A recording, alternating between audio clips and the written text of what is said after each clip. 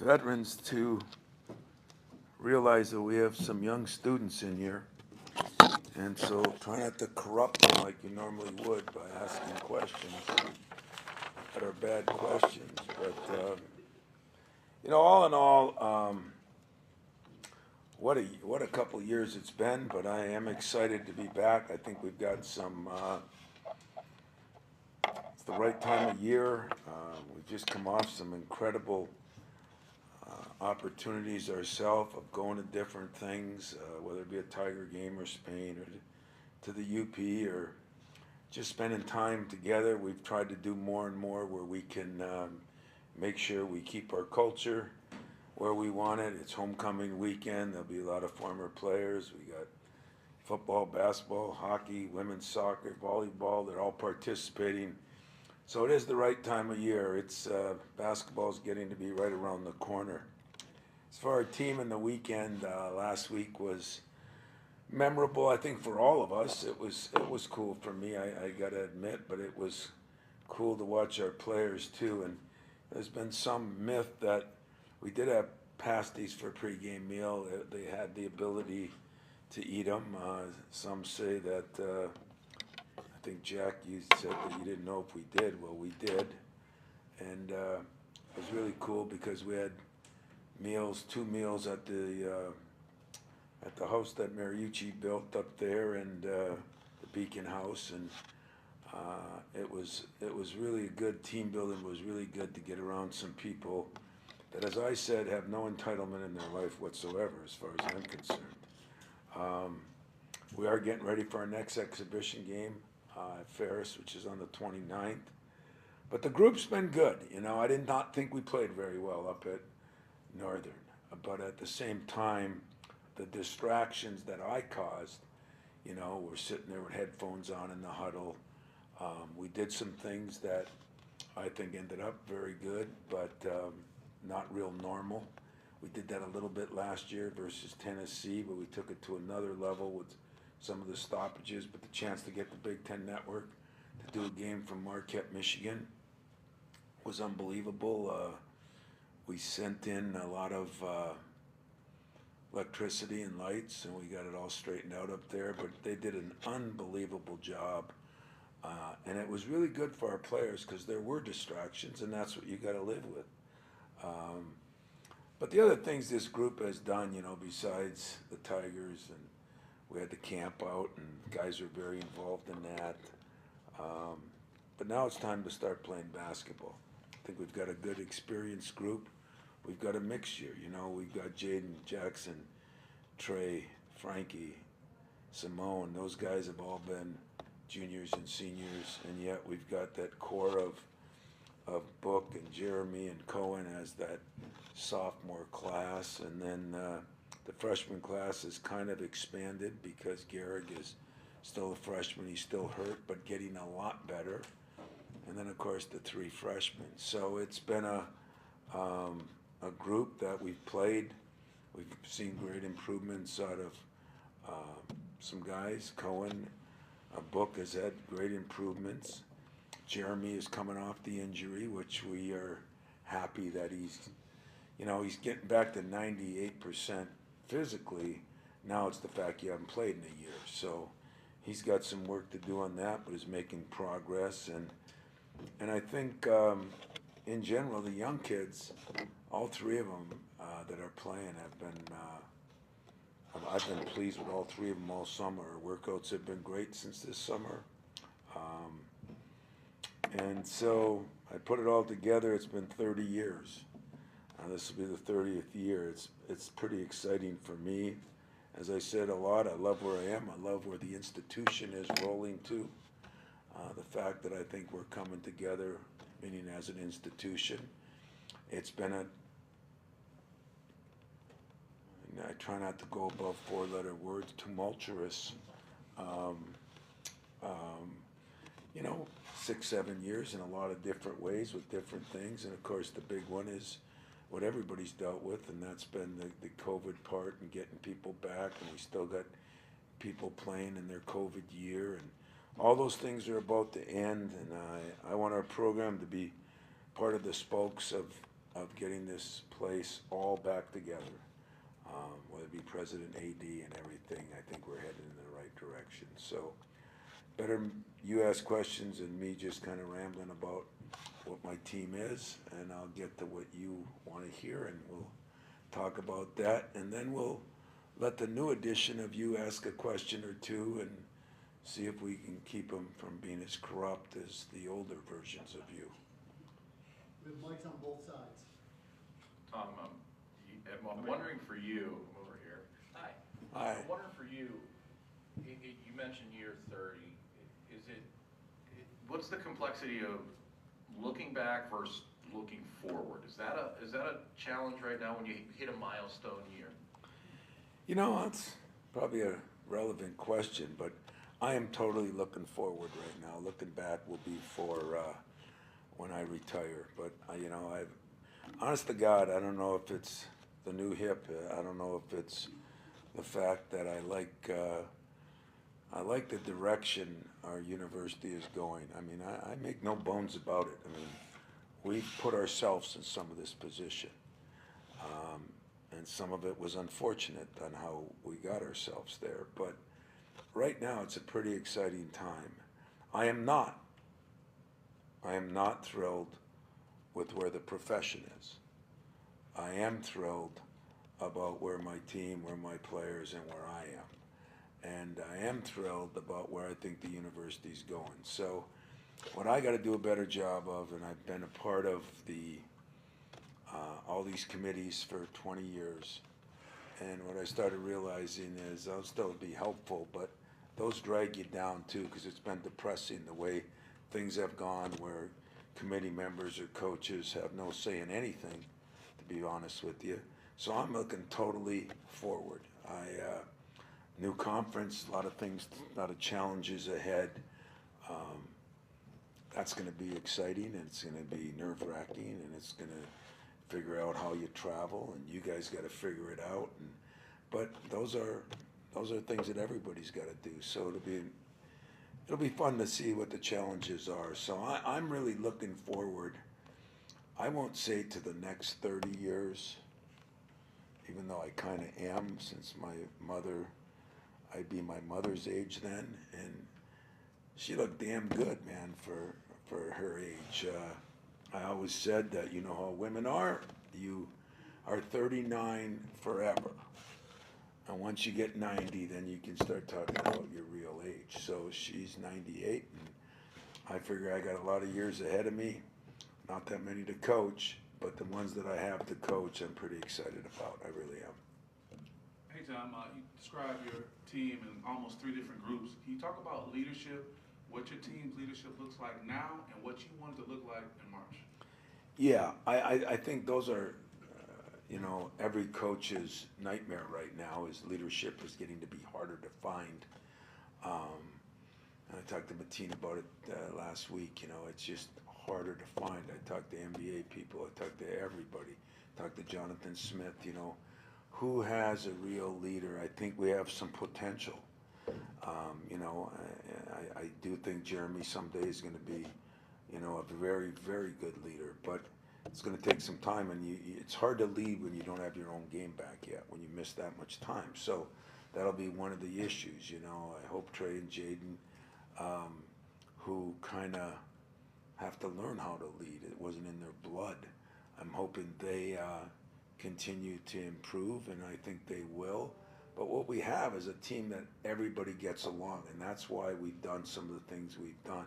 If you don't have a leader that is, the flamboyant Cleaves or maybe a Walton or maybe a Draymond or maybe a Denzel, if you don't have that true kind of leader, then you got to do it. They always say the coach has to be it. I don't know if that's possible. So what we decided to do is make sure we get our team involved in a lot of different things, a lot of different activities, so they kind of know each other, right, left, and indifferent. And we are accomplishing some of those things with some yet to come. You look at your team and almost everybody is either literally new or going into some sort of new role or new space. So what sort of effect has that had on the program in the offseason when guys are trying to there's not many guys that could sort of just rest on what happened last year. They're all trying to do something new or different. How has that played into the off season and the morale, the attitudes, all Yeah. that type of stuff? I think it's been exciting because everybody has a new opportunity. You know, only Jaden really, you know, Jaden probably Trey a little bit, but he's got a different role now. And as you say, Coop maybe a little bit with a little bit different role. But other than that, people have to take a lot different approach and a lot different role. But they're not a bunch of new bodies. They're not a bunch of new people. A lot of them are people that were here, just have new roles. You know, and Shimon and Frankie, they fit in very well so far. And I give credit to our players that are here. You know, you have to embrace that, and like I said all along, I think it's easy to embrace one or two guys. It gets hard to embrace 6 or 8 guys. And so even though some of those guys have new roles, they are here. They're part of the Spartan fabric, and I think they've handled it really well. Trey has been really good trying to lead in that respect. He's done a great job. Happy New Year. Happy New Year. You touched on a little bit of this, but how do you think conference realignment and how football seems to drive a lot of decisions impacts college basketball? Well, football does drive a lot of decisions, and I don't think they're necessarily all bad, and not even bad for basketball. I mean, the realignment, I think, was going to come. I don't think that was just football. It was just going to come. Do I like it? I don't know. You know, I think about it. Someone's going to be first this year, and someone's going to be 18th. I mean, that's, you know, if you're first or 10th, it's manageable. But you're first and 18th, I don't know how that's going to go. I don't know how it'll go for the fans. I don't know how it'll go for the coaches. I don't know how it'll go for the presidents or ADs. You know, there's going to be a lot of different changes in that. But, you know, I still say I look at it that we get an opportunity to play from coast to coast. We get an opportunity. I don't necessarily look at that as a recruiting plus as much. I look at it as our fan support. We have Orange County is one of our bigger areas. Our team played out at Oregon in football, and we had an incredible alumni group out there. I think it's a way to connect our people, which I think is important for all of us.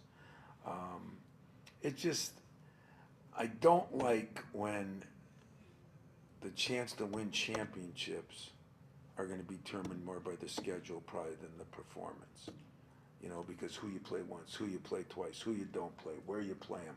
Those are all going to be question marks that nobody thinks about except us, but it could make a big difference. I can use my own as 3-4 years ago, you know, we played the top 4 teams twice, the bottom 4 teams once. That's a big difference in a swing of where you could be. That's going to happen even more now, to a certain extent. So, you know, those things are going to be new, but sometimes new is exciting.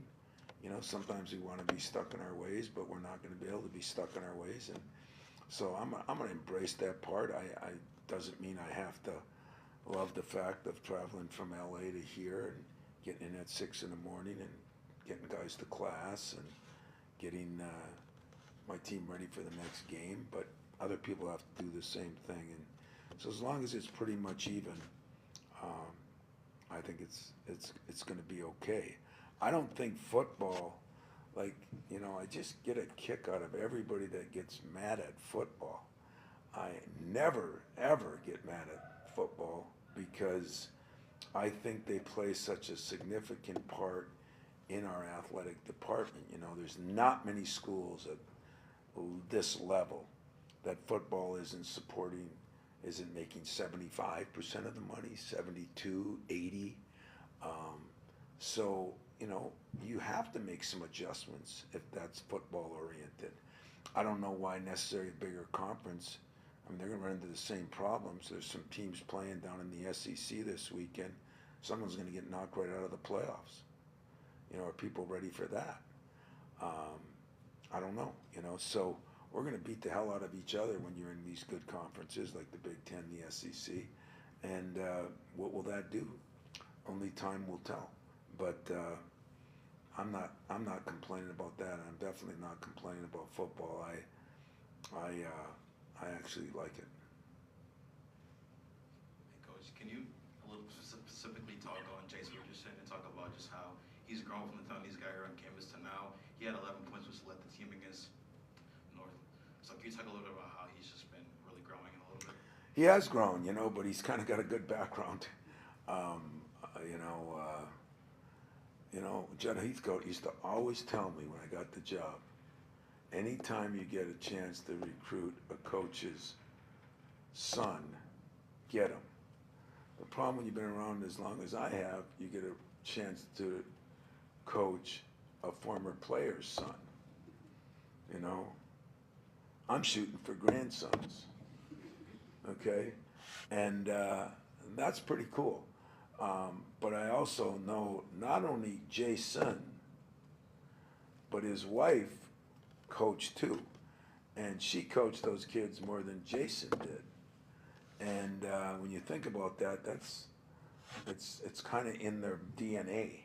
And what I've liked about Jace is I've used examples of his dad once in a while, and I make sure he knows he's not here because of his dad. I mean, that's not why we recruit him. He earned his own. If I looked at him right now, skill-wise, he might be ahead of where his dad was, which is pretty exciting, figuring out how he turned out. But, Jace has his own race to run, and he has his own path to get through. And I think right now he can play two positions. He's shooting the ball pretty well. He's got to keep getting stronger. As Jason, when he came here, he was lighter than Jace. Jason we used to call Bones because he was really skinny, and he turned out okay. So I think Jace is making progress. He's an incredible student. He speaks more languages. I speak two, English and Yupanese, and he speaks like 3 or 4. So he's an incredible kid. He's fun to be around, and he's got good pedigree. So I see him making incredible jumps, but yet strength and understanding defensively what he's got to be able to do. He understands it, but doing it, those will be things he's constantly working on. Tom, on your right over here. Obviously, it's still October, middle October, but when you lose, AJ, Tyson, Malik, all that experience, I know you said you want Jaden to take over as leading scorer, but when you're looking for, I guess what's it going to be like when you're looking for that guy where you need a bucket, crunch time, who are you going to go to? Just kind of what your thoughts are on that developing as you go. Well, I don't think there's any question. You're going to miss Malik because of his experience and his knowledge. You're going to miss AJ for some of the things he did. But Tyson was a guy who could get you a bucket at any time, and there is no question that right now that'll be the biggest question mark to me. Now, we've had teams where you did it by committee over the years. It's easier if you have a guy, and I think, I really believe Jaden has the ability to do it. I think he's, like I said, he's been a career very good three-point shooter. He's athletic enough. He's gained 10 pounds. He's stronger. He's better that way. He didn't shoot the ball well over in Europe, so it gives you a question mark look on it. But it doesn't mean I still think he'll be fine. I think we have more ability to throw it inside right now than we had before.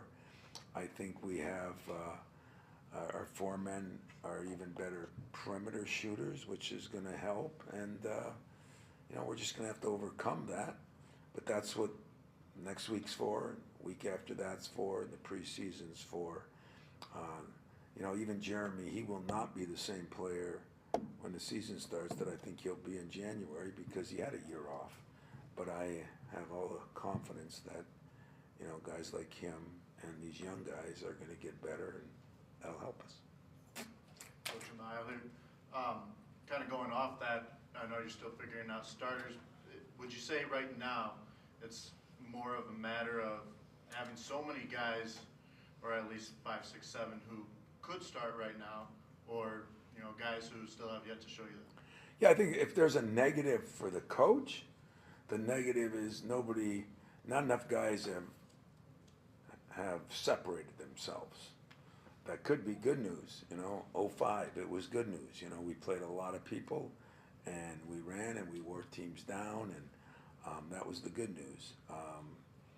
The bad news is, you know, you're hoping somebody does separate themselves. But when you talk about starters, I could start 9 different people right now in my mind, in our minds, and yet, you know, trying to separate that a little bit, not only in my mind, but also, you know, freshmen are going to take a little time. But they might look good in practice and not necessarily in a game. But, you know, I got Thomas Kelly on my staff, and when Charlie Bell came in, you know, we talked about redshirting Charlie.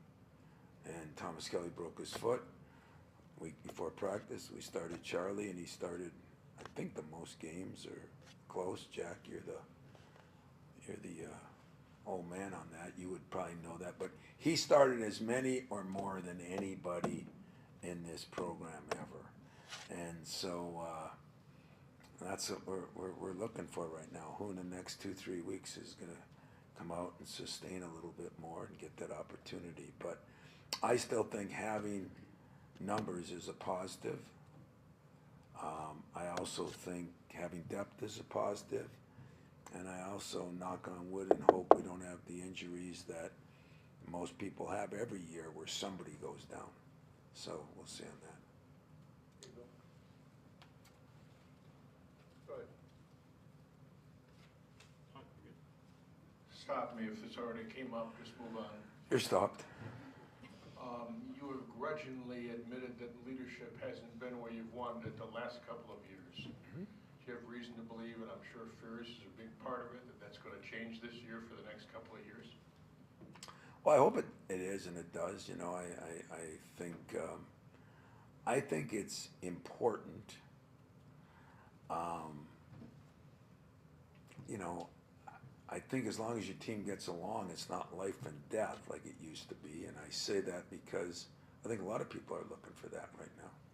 You know, our society is less, you know, until we can lead by texting, our society is less receptive of leaders. Sometimes they almost, you know, you got to be really something to lead now because everybody's challenging everybody. Nobody wants to hear anything from anybody, if you ask me. So I got to be aware of that too, and not be so critical of maybe what we don't have. What we do have is a bunch of guys that seem to listen to each other. It's just, you know, you'd like someone to take the bull by the horns. A bunch of guys that seem to listen to each other. It's just, you know, you'd like someone to take the bull by the horns, and yet there's plenty of time for that to take place yet. It's not there, but it's not like we have a dysfunctional group. In fact, far from that. One more and I'm done. This is probably my 30th media day with you. I haven't counted. But my annual What's Tom Izzo's Future question.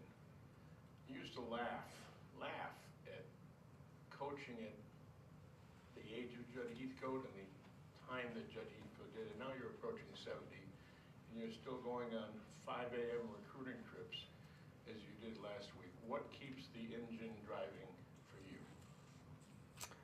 Well, you know, it's such a loaded question because, you know, people want to use it against you in recruiting and all those things. And but I will say this: when I don't do that, and you hear I don't do that, then you can start predicting and guessing. But until that, all the ones that are out there wanting to use that, bring it on. Bring it on. Any and every day of the week, bring it on. And that doesn't mean I'm going to be better or worse than them, but I mean, those of you that probably had a bad hip, or get it done. I mean, I'm definitely healthier and happier now than I was even 3-4 years ago. So I've been giving a new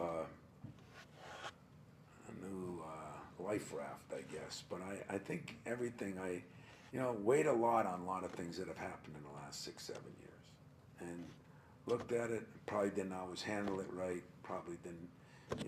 As you look back on things, you try to figure them out. But I think that I see our place more stable, and unfortunately, that's important to me.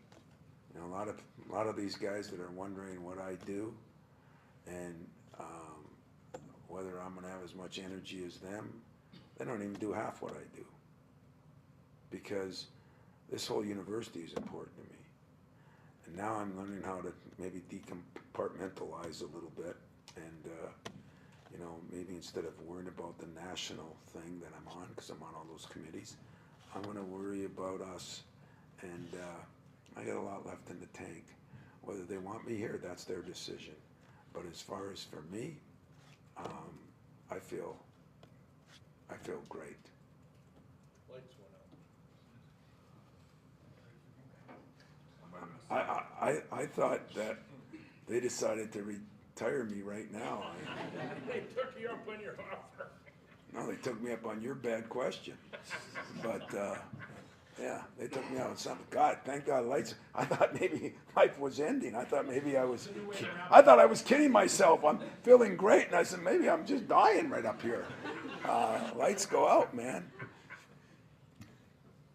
Hey, Coach, in the back.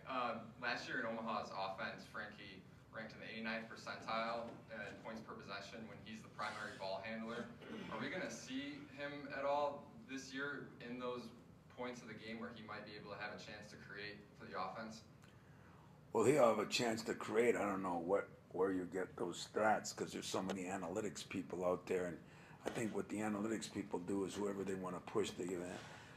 Frankie is very good at getting fouled. He's very good at being aggressive to the basket. If you mean, do I think he'll be at the point? No, I don't. Do I think he'll be involved in a lot of things to create and get fouled? Yeah, he will. Now, the difference is, as you saw in the last game, he has to adjust. Where he could go around people at Omaha, he had 2 charges against Northern Michigan, because you don't go around the same people at this level maybe that you did at that level. So he's learning too.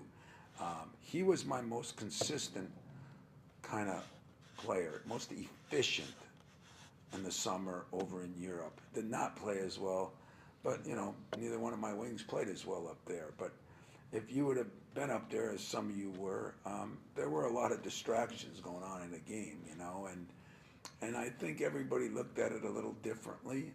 I still think I got a lot out of the game, but I'm not judging anybody by that game. But we hope Frankie gets to the free throw line like he does. That's what I think he was ranked in the top 10 in the country. And that's what he'll do. But primary ball handler, I don't know how you even rate that in I guess these guys that are doing this stuff, they come up with more stats than Carter got liver pills, and none of them probably make as much sense to me as they maybe to you. But Frankie's got to be an important part. He's got size. He's a pretty good athlete, and I think he's going to have a very good year for us. I do. Hey, Coach. With all the things that go into college athletics and all the pressure on these players, what are you doing to make sure your players know they're supported and that there's resources for them with mental health throughout the season? It's kind of funny that everybody asks about the pressures on the players. I read an article. I saw an article on the WNBA. I saw a couple articles on football now. I'm keeping a close eye on football even more than I normally do, because I want to see how different people do, how transfers are highly rated teams, or where the media screwed up in ranking teams because they lost somebody, where the coaches screw up. Like I'm pretty much, I tell you every time I'm talking to some of you, I have no idea what's out there. None.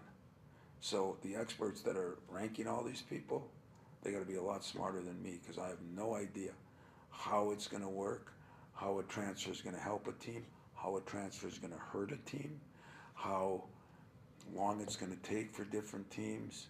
There's so many different variables in there that I don't know what that's going to be, but it is different. And I think that players, my biggest worry is exactly what you're talking about. And I think it's going to be a bigger worry 5 years from now than it is now. I think when people graduate and might be used to getting so much money and don't make it to the league, and then they've got to go in the real world, and hopefully some of them will be coaches, teachers, engineers. I wish a couple of them could run for president or be writers so we could improve in those areas, but just kidding. But, you know, I really do think that kids are going to look at it differently. When I read those articles on, like, women's basketball is taking a soaring leap, and then you read articles on the WNBA, how the media is attacking things, and why are they doing that? Well, that's been normal. You know, with more given, more is expected. And I don't know if an 18-year-old is ready to handle all that. I do worry about that. I think we all have, I think pretty soon there's going to be more people dealing with our kids with mental health issues because expectations will be so high, and some are getting paid more than others, and how that's going to be handled, I'd like to tell you I know. I don't know. I'm positively telling you, I talk to my team about it daily. Expectations are going to be different of our team, but expectations are going to be different of you.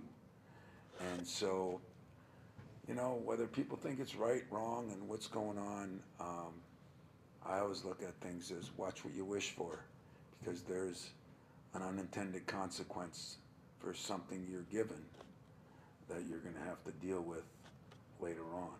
And what looks like great now doesn't end up great. I mean, there's some quarterbacks that made a lot of money that left 2 and 3 different places that aren't doing very well.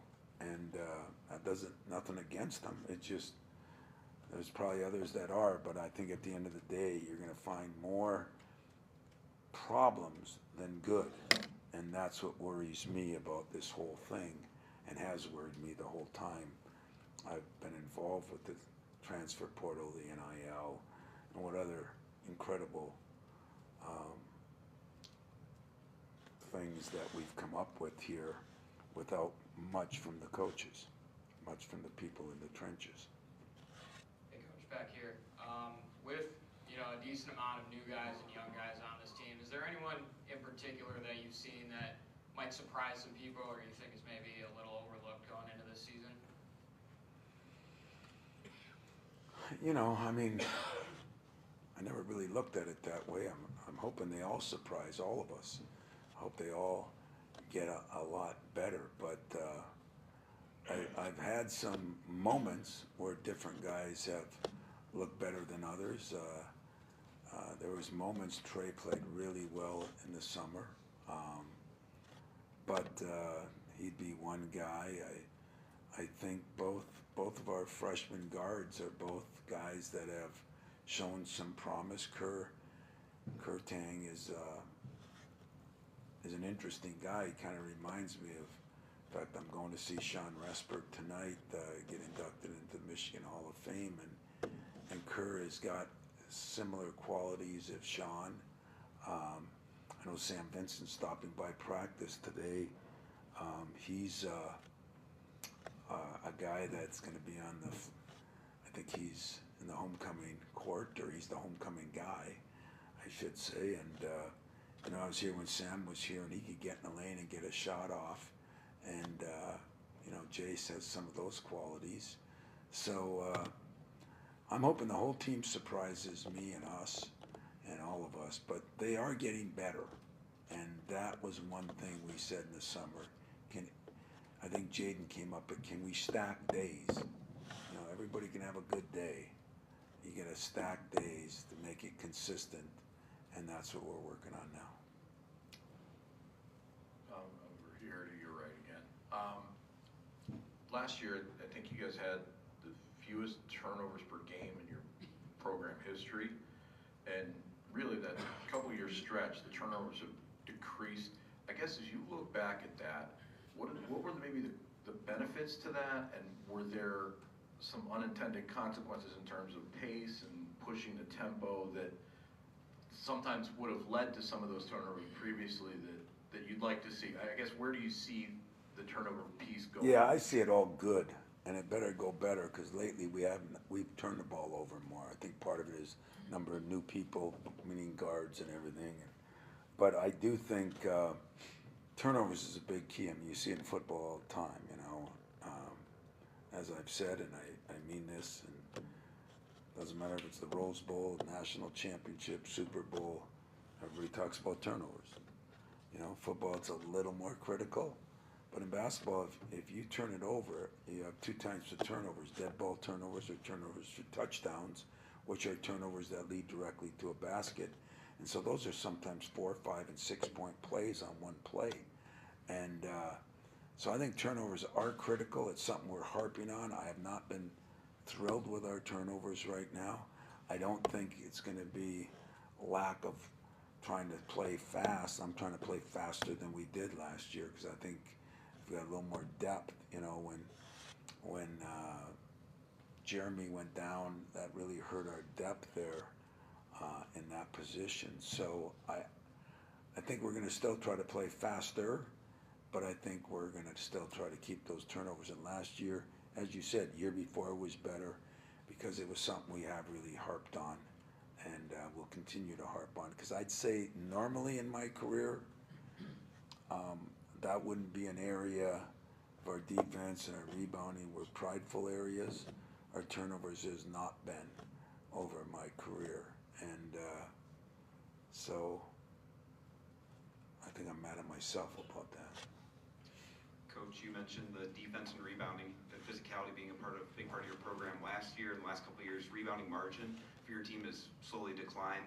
Do you think with this group, we should expect that to kind of bounce back and increase, or kind of where do you think the team is at from that aspect? Yeah, I think it definitely is. You know, we went for a little more skill in some areas. I think Jackson Kohler really hurt last year when he went down.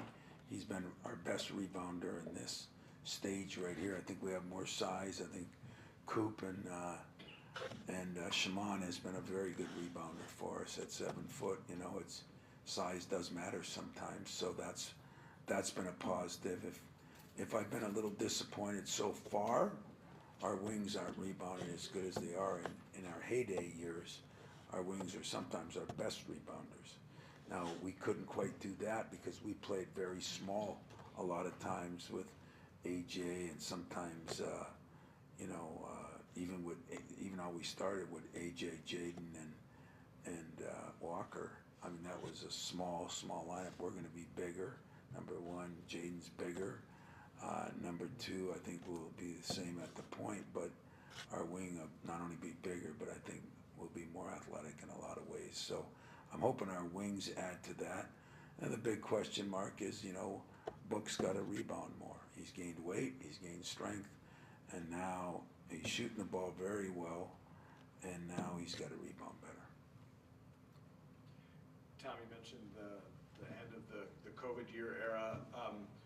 What did you think about it then? What do you think about it now? And how tricky has that made roster management? Yeah. The COVID era, as I look back, I think we might have made a mistake. I think it was all in good intention that kids didn't get a chance to play in the NCAA tournament, right? I mean, that was the big reason for it. We played 90% of the season. We did not get to play in the conference tournament or the NCAA tournament. And so they gave everybody another year. And it sounded fair and good, but when you added that with the NIL and the transfer portal, it's been an absolute chaos, And then we were starting to play against men as old as Fred, and that was a problem because they were a lot better shape and they were better players. But that really did create a problem, and everybody started getting old, and there was that regime. Now you know, it's been interesting because I don't know, you know, they thought NIL wise, go spend your money and get an instant guy. Some teams did that. I don't think it worked for a lot of teams, but some teams it did.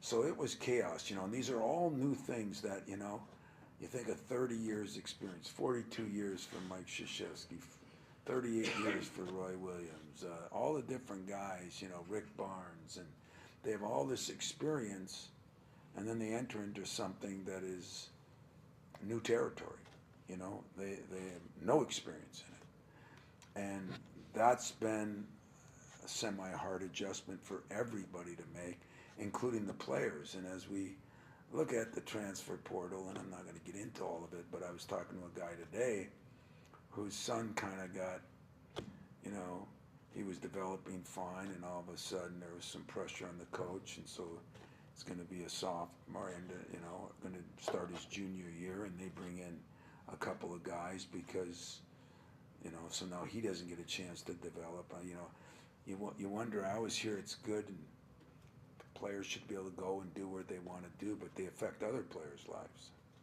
And so I think it's, to be honest with you, I still think it's a mess, you know? So don't be one of those people that say Izzo's not going to adjust to it. I'm going to adjust to whatever I got to adjust to. But that doesn't mean I have to like it. And the reason I say I don't have to like it is because I am big. I'm just the opposite of what people think. I am big on the student athlete. I care about the student athletes. There's a lot of people that are involved in that. If I can make a rule in journalism that helps you and it hurts the other 6 people, to me that's not a good rule. And I think there is a lot of that going on. There's a lot of confusion. There's a lot of people making decisions for the wrong reason. And I don't know where that's going to go. I really don't care anymore. I'm not going to be on those committees that are working our butts off to figure out what's right and wrong, and nobody listens to them. Those are bad committees. I've been on a bunch of those. So I'm going to do my job the best I can do my job, and I'm not going to give up on necessarily trying to help the game. The game has given me so much. I'm going to always get back to the game, but nobody's listening. You know, we don't make any decisions. Like, I get some guys that call me and say, I got pro guys that call me and say, what are you guys doing, man? You're screwing up the game. What are we doing? We have nothing to do with that. And we don't. So, yes, I'm critical of the way things happened. And I think that there's a lot of people that made mistakes on it. And this is what we're left with. So when in Rome, do like the Romans, you know, and that's what we're going to try to do the best we can do it. Over here, you've talked a lot about letting these guys decide playing time based on performance. And it seems like more than recent years, you've got sort of a puzzle to fit together. You can see a lot of different possibilities and a lot of different ways to go. Can you speak to that a little bit in terms of how different that is than a year ago, and sort of where how your mindset shifts daily to ideas and possibilities for different lineups and other things? Yeah, I mean, we do have depth, quality depth, but some of that means maybe not an eliteness on the other end of the depth. And so you got more players, but, you know, like I said, I've been around where that's worked good for us too. I am going to have some possibilities of going big, real big, going small, real small, and different things will work for different games. But I think the hardest thing of planning right now, I have no idea what's out there, and neither does anybody else. There are so many teams that have so many different people. I mean, so many different ones that you just don't know what you're going against yet. And that'll determine some of the reasons on what you do.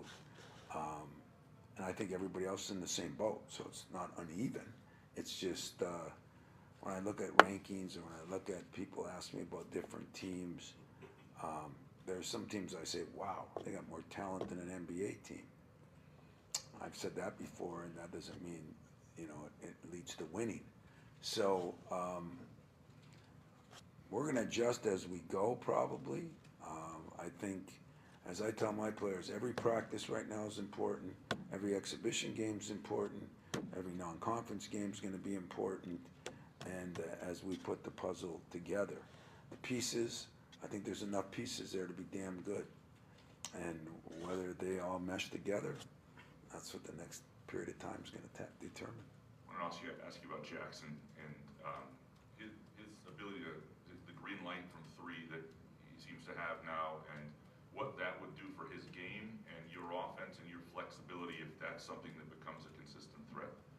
Well, I think we have, we can play Jackson at the 4, we can play Jackson at the 5, we can play Book at the 4, and both of them can really shoot the ball. I mean, Jackson has improved. Now, he improved last year, but the 2.5 months he was off, was another factor, and maybe winning or losing, those 4 or 5 games that, I think there were 5 games we led in the last 4 minutes.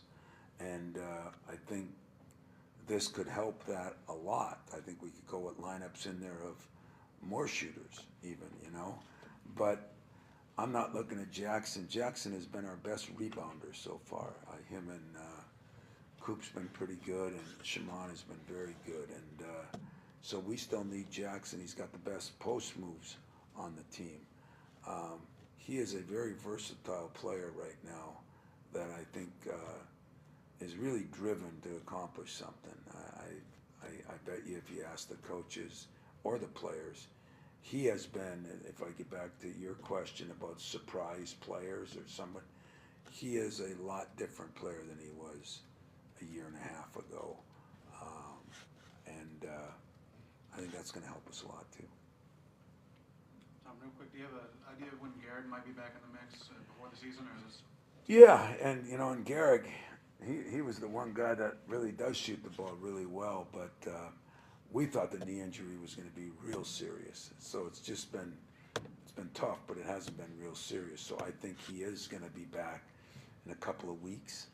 I really do. I think he thinks he could start practicing next week. I think it'll be a little longer, but getting him back just gives us another weapon, gives us another specialist, a guy that can really shoot it with some size.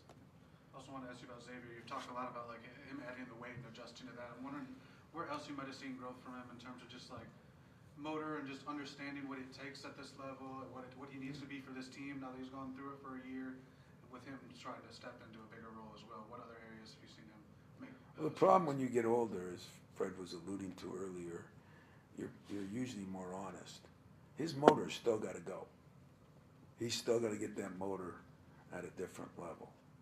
But there's so many areas. He's got his strength at a better level. He's got his weight at a better level. He's got his work ethic. I think he's working harder at a different level. His communication skills. I mean, those of you that have interviewed him and everything, I think he's gone from this shy little guy to shy big guy to now a more confident. I think when you get stronger, as I said, what happens is sometimes you feel more comfortable in your own skin. The problem always is when you gain or lose any amount of weight, when it was Draymond or Xavier or Mateen way back then, when you lose a lot of weight, and you have to go through the layup line, and you can say, no, it's okay to dunk now, Draymond, you can dunk now, you're 30 pounds later, But then it goes the other way too. When you gain weight, it's okay to be more physical now. You're not going to just get bumped around. You can go in there and fight somebody. You have to learn how to do that. So whenever weight is 15, 20 pounds different either way, I think then there's a learning curve on what it takes to learn how to play with that new weight. And that is probably the last big step Book has to take now. You can play more physical. You can play more we get glimpses of it here and there, and but he's running harder. Right now, we looked at since practice started, he's shooting like 45% from the 3, which is phenomenal. He's really shooting the ball well in our live stuff, and but make no mistake, consistent motor will be the next chapter of the book. Tom, back here. I just want to ask, as you approach 30 years now, how have you changed as a head coach, and what's it been like adjusting to? Gotten soft. I've let everybody make me soft, you know, like I'm so looking forward to Monday and Tuesday, because Monday and Tuesday there's no school. We're having 2-a-days. You know, those are like illegal now. You know, you can't do things you used to do, and it really bothers me too. I think we've created that, and you know what? I shouldn't let it affect me. I think what affected you was what went on here, and then the COVID. You know, that was a tough time, and it made everybody look at everything a little differently. I got to keep remembering what the greatest players, whether it be Cleves telling me something, or Magic telling me something a couple weeks ago still, that great players want to be pushed beyond belief. So if you don't want to be a great player, get the hell out of here. It's pretty simple. But the great players want to be pushed. The great students want to be pushed. The successful people want to be pushed. You know, it's our society that's gotten soft. And so, you know, I got to make sure I find a way to adjust. I mean, it's never going to be like it was 20 years ago. But it shouldn't be that much different either if you want to keep this thing at a championship caliber. I want to follow up. What's the difficulty in adjusting with different generations of young men, being differently coached than maybe they were when you first started? Boy, you get me into philosophical on how I raise my kids. What's different? There's a lot more entitlement. There's a lot more people think they're owed. You know, Tum Tum. I had so many favorite players, but Tum Tum, not the most talented player I had, but every huddle, every day, at the end of the year, at the end of the day, he'd say, remember guys, we don't have to be here, we get to be here. I don't know if many people think it's a privilege to be places anymore, including you and your jobs, you and yours, even me and mine. And it is. It's a privilege. It's a privilege. I mean, when I think of what I've gotten a chance to do, Marici and I talked about this before the weekend. It's a privilege. I mean, I didn't earn all that. I worked for it, but I didn't. It's a privilege, and I better look at it as a privilege. And I think there's way too much entitlement. That's what I said when I went back to the UP. We don't have a lot of entitled people up there because not a lot of people have a lot of stuff. And that's good to go back to your grassroots once in a while. And so it is more difficult. I mean, come on. You know, you guys ask questions like you don't know the answers. You just want me to answer so you can write about it. I mean, you went to school. Probably when when you went to high school, if you got in trouble, you went down to the office. Your parents probably brought a lawyer in to negotiate the terms with the principal. When I went to school, I went down to the office, got killed by the principal, and then hoped he didn't call my dad because I was going to get double killed. What's the difference? It's a big difference. We do not hold people as accountable. And it's not a lecture, it's a fact. But my job is to make sure I ramp up the accountability a little bit and realize Tom's right. It's a privilege to play here. Not play for me, play at Michigan State. The culture, the school, what all the players before have done. It is a privilege. I had a bunch of coaches came in from Xavier's high school. And first thing they said is, well, your rebounding yesterday, they watched the practice, looked more like the old teams. That's a great compliment, but even a greater insult. And so something's going to change. I promise you that. Something's going to change. And but you shouldn't even have to ask what the difference is. Look at society. A big difference. And to me, most of it is not good. And that's not old school. It's just things that are right or wrong. Another good question by the students here. Yeah, so again, you've been talking about there's too much entitlement in today's society, and it's also... Are you part of that? I hope not. All right, there you go. Good answer. And you talked about, it's much harder to find leaders. What are some of the qualities that you're looking for, in players when you're watching them in high school, out of the portal, and what would you say, what's a recent example of realizing, hey, we've got something here? Yeah. Well, leaders are guys that, number one, can communicate without phones, without texts. They can communicate boom to boom. They can look somebody in the eye and they can communicate with them. That's a big part. Part of leadership is, do you have the people skills to express yourself? You have to be able to express yourself as a leader. You have to be able to see what I do, and then it's pretty hard for a leader to loaf and then tell everybody else what to do. But I don't like leaders that are just lead by example people, because if you work your tail off and you don't drag somebody else in, you haven't really led anybody, you just took care of yourself. And I think we have that problem right now. Everybody's worried about taking care of themselves. If I play better, I get more NLI money. If I play better, I get this. If I play better, I get that. Yeah, I should have been a boxer. Yeah, I should have been a golfer. Here it's, we got to play better. If we play better, more things happen. If my teammates do a better job, more things happen.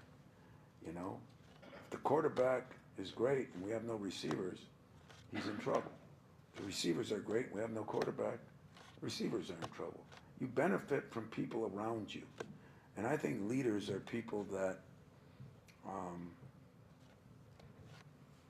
care about more than themselves in an era, in a time when we're a little more selfish, a little more siloed. Fairness, I think COVID has really hurt us in that respect. I'm talking to a group that works from home all the time.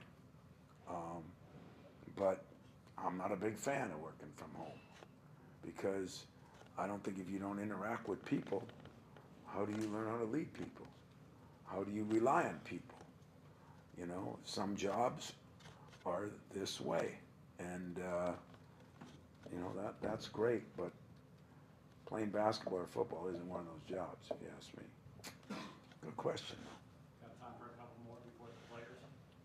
Coach, another question for me. You talk a little bit about the alumni presence here with players like Magic, Tum Tum, Mateen. What, going forward, do you hope to see from this next generation of players, continuing to support other Spartans? And could you speak on that a little bit? Really, really, really good question. Probably one of my most feared things I might lose. It is so meaningful for Irvin or Steve Smith or Mateen or Draymond or Jay Rich this year or Tom, or so meaningful, Travis, to come back and tell players the truth. Because everybody lies to them now, because AAU coaches lie to them because they're afraid they're going to lose them. High school coaches lie to them because they're afraid they're going to lose them. Some college coaches do. But players are pretty honest with players. And, man, I heard a couple of those speeches, and I turned 40 after Mateen's speech to the players this year. Probably 35 when I heard Draymond speak to him from his heart. That is a valuable asset. And it's valuable to my program here. But that would be selfish if I'm just worried about my program. It was valuable for those individual players. Like if I brought in the best writers in America and I had them sit down with all of you and give you some advice. Not that these guys aren't, or not that, but when you get people that made it to the level that you want to make it to, if it's writing for the New York Times whatever it is, you know, I don't know what goal of a writer is. I look around, I don't know what the hell the goal of a writer is, just kidding, but I think if I did that and you had that at your fingertips a couple times a year and you had that person on speed dial whenever you wanted to talk to them, wouldn't that be priceless for you? That's what I got. I really do have that. I don't want to lose that in any way, shape, or form. And I don't know, you know, if a kid has been at 3 different schools, if they're going to have that same thing. I don't know. I mean, if you have a real good base, you still can absorb some of that. But what could happen 5 years down the road? I don't like the looks of the picture or the movie I'm seeing, but maybe I'm wrong. But right now, that is a very valuable piece of Michigan State basketball, but a very valuable piece of the players that play here that get to get that knowledge from the horse's mouth, you know, not mine. From players that have done it, that have walked the hallways, that have gone to classes, that played in the G League, moved their way up to the NBA, or whatever direction they went. That is valuable. And I hope that when I'm gone, they don't lose that. I really do. A couple more, they said? Yeah. Coach, you mentioned Cohen quite a bit here. What, in your view as his coach, what's the highest you see him as far as on the court, and what has he done in the offseason to eventually get there? The highest I see him on the court is pretty high. When I'm sitting there, I'm usually looking up at his feet instead of his body. But I think I know what you mean. You know, some of it is all going to be determined as he increases his range and his shot. You know, I mean, we all know that. I mean, there's no secret. He knows it. Everybody knows it. He has worked very hard on that. He's worked harder on putting the ball on the floor, getting into the paint. He's worked harder on his free throw shooting, become a better free throw shooter. Right now, tonight, I'm a little mad at him because he's a very good rebounder, and he kills our guys in practice. And he did not rebound and didn't go enough up north, you know. And so he has to be a guy that plays at a high intensity. He's in great shape. He's done a great job with his body. He is, I mean, him and Jay Rich are right there, you know. I mean, and Jason was special. He was special when he got to the NBA. And I think this kid has a chance. He's a great kid. I just love him. I mean, and yes, do I wish he'd shoot it a little better? Of course. Is he working on it? Yes, he is. Has he gone from liking, loving the game to loving, living the game? Yes, he is. I think that'll determine, you know. He runs the lane now as good as anybody I've had in a while, and a great finisher. So we'll see what happens as time marches on here. But he is definitely making progress.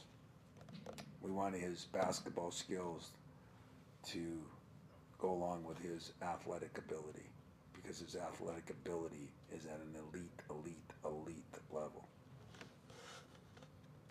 Anything else, guys? So I'm supposed to wrap it up. Well, you know what? It has been 30 of these, and I do feel honored and privileged to have the chance to be here more years than 95% of the coaches in the country are at their institution. I want you to know that I think we're going to be a real good team. I really do. I think it's going to take this preseason to get some things straightened out, as it is for a lot of teams. I think the adjustment of the new league will be fun. I do. It'll be nerve-wracking at times, but you all get to go some places. Fred, you'll look good on a surfboard in California, so that'll be fun. And you're welcome. But I do think we have some it's a whole nother world. And so you say, well, why don't you approach everything that way? There's some things that are still, I'm always looking at what's best for the student athlete. And I promise you, a little accountability, a little discipline.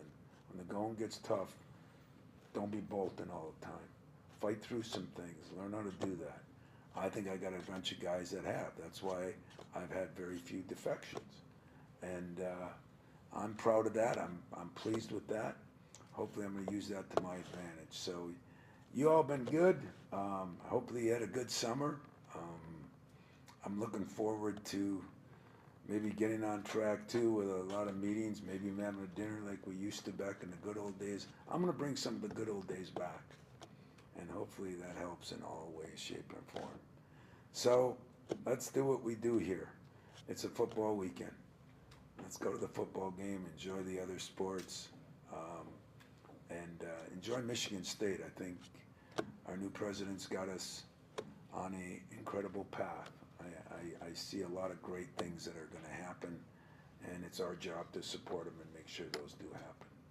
So have a good day. Enjoy our players and see what they say that is contradictory to what I say.